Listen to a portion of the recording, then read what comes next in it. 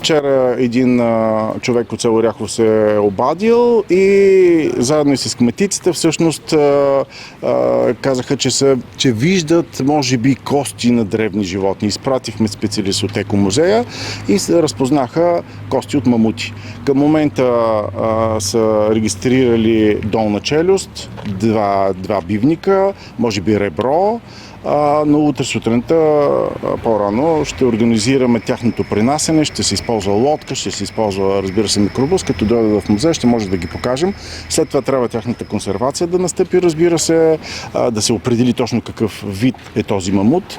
সব মশার বিরুদ্ধে সুরক্ষা দিতে এলো বসুন্ধরা এক্সট্রিম অ্যারোসল মশার বিরুদ্ধে এক্সট্রিম সুরক্ষা. Защото в това ниво на реката сега е в Дунав, но в предишни столетия, хилядолетия, вероятно е било блато, откъдето всъщност този мамут е умрял на едно място. Но това ще знаем повече, като отидем пак. Имаме от 4 вида хоботни бозайници и от 3 вида мамути специално. Не знаем този какъв вид е. Наистина, когато дойдат специалисти, когато ги съберем нещата и ги покажем пред публика, ще знаем какъв е вида. Вероятно не е стадо. Може би един индивид само, но ще знаем повече, като съберем повече материали.